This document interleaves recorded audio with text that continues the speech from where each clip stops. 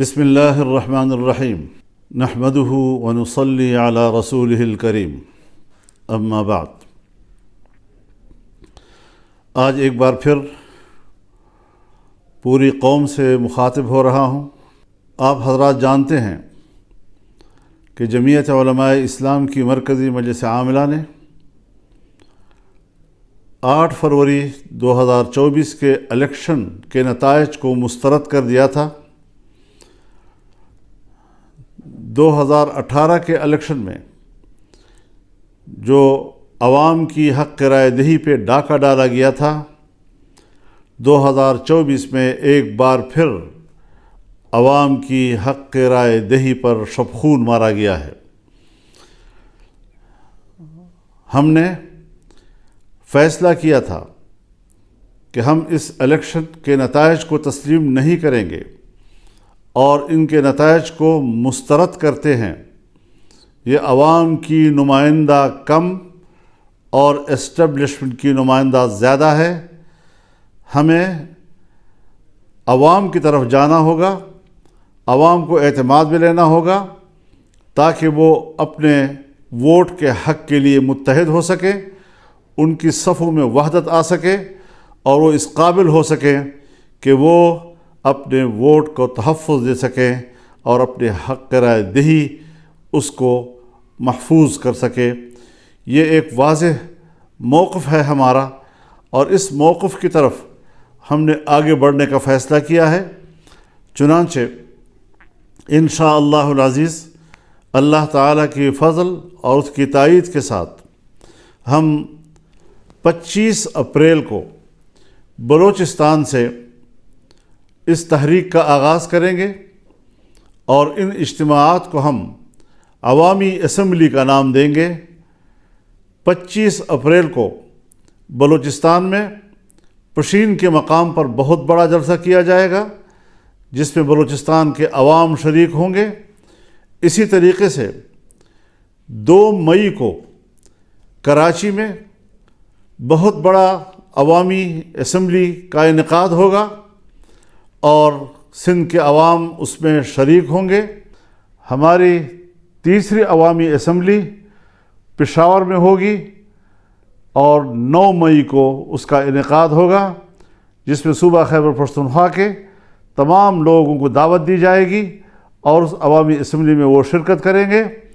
اس کے بعد ہم لاہور کے لیے تاریخ کا تعین کریں گے جہاں پر پورے ملک کو اس میں شمولیت کی اور شرکت کی دعوت دی جائے گی اور ایک بہت بڑا ایک عوامی سیلاب وہ اپنی اسمبلی کا انعقاد کرے گا۔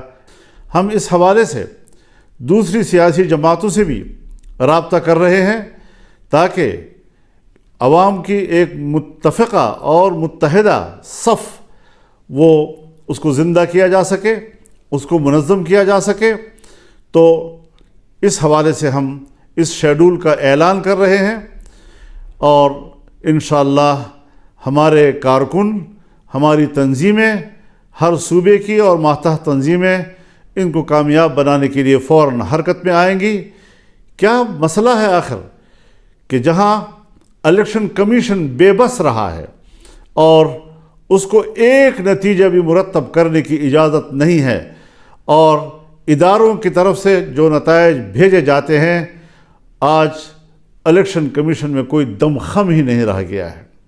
ہماری سول بیوروکریسی اس میں تو جو مداخلت ہو رہی ہے اور جو ان کے آئینی اور قانونی اختیارات ہیں اس میں بھی خفیہ ادارے اور ایجنسیاں مداخلت کر رہی ہیں جس میں احتجاج کرنے کا کوئی دم خم ہی نہیں رہا ہے۔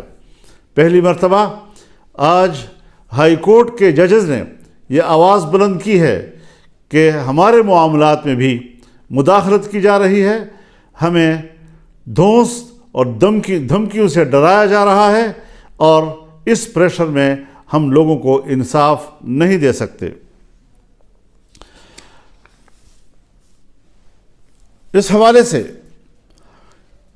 اگر ماضی کے دریچوں میں جھانکا ہے تو وہ پاکستان کے اس وقت کے وزیر دفاع جناب خواجہ آصف صاحب ہیں جو برملا ان واقعات کا ذکر کر رہے ہیں کہ کس طرح مقتدرہ نے انتخابات کے معاملے میں مداخلت کی، اس کے نتائج کو تبدیل کیا، اور کس طریقے سے اس کو الیکشن کے نظام کو، اس کے نتائج کو منظم کیا اپنے مرضی کے ساتھ، عوام کی مرضی کے خلاف۔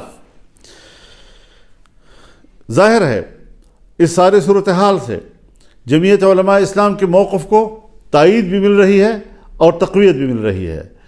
ہمارا موقف صحیح ہے، ہم نے صحیح آواز بلند کی ہے، اور انشاءاللہ اس کو ہم آگے بڑھائیں گے۔ میں ایک دوسرا اعلان بھی اپنی مرکزی مجلس عاملہ کے اراکین کے مشاورت کے ساتھ، اکثر دوستوں نے ہمیں یہی مشورہ دیا ہے کہ جو ضمنی الیکشن کا شیڈول آیا ہے، اس ضمنی الیکشن کا بائیکاٹ کیا جائے گا۔ جمعیت علماء اسلام کا کوئی رکن ضمنی الیکشن میں حصہ نہیں لے گا، اور اس حوالے سے یہ بات واضح رہے کہ ہم ضمنی الیکشن چونکہ اسی الیکشن کا تسلسل ہے، اور ہمیں پچھلے نتائج پر اعتماد نہیں، ہم کس طرح سے ضمنی حلقوں میں کوئی انصاف کی توقع رکھ سکتے ہیں؟ ہم پھر ایک بار مقتدرہ کا کھیل کا نشانہ بنیں گے، اور اس طریقے سے عوام کی حق رائے دہی کے ساتھ کھلواڑ کیا جائے گا۔ یہ بات کسی قدر ہمیں قابل قبول نہیں۔ انشاءاللہ العزیز رمضان المبارک کے بعد تحریک چلے گی، فیصلے اب ایوان میں نہیں میدان میں ہوں گے۔ اب مقتدرہ کی اسمبلی نہیں چلے گی، عوامی اسمبلی چلے گی، اور اس حوالے سے بھرپور عوامی جد و جہد کا آغاز کیا جائے گا۔ ہم اللہ سے مدد کی درخواست کرتے ہیں، دعا کرتے ہیں کہ اللہ تعالی ہمیں اس مقصد میں کامیابیاں عطا کریں، اور پاکستان کو ایک پرامن اور ایک اسلامی فلاحی ریاست کی صورت میں ہمیں دکھائے۔ میں اس بات کی وضاحت کر دینا چاہتا ہوں کہ ہماری جد و جہد وہ پرامن ہوگی، آئین اور قانون کے دائرے میں ہوگی، اور کسی قسم کا تشدد کا عنصر ہماری تحریک میں نہیں ہوگا۔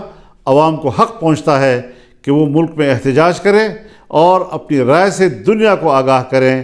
آج عالمی دنیا بھی ہمارے الیکشن پر سوالات اٹھا رہی ہے، ہمارے انتخابات پر وہ اعتماد کا اظہار نہیں کر رہے، کوئی ہچکچا رہے ہیں، کوئی کسی قدر اظہار رائے کر رہے ہیں کہ پاکستان کے اس الیکشن کے نتائج پر اعتماد نہیں کیا جا سکتا۔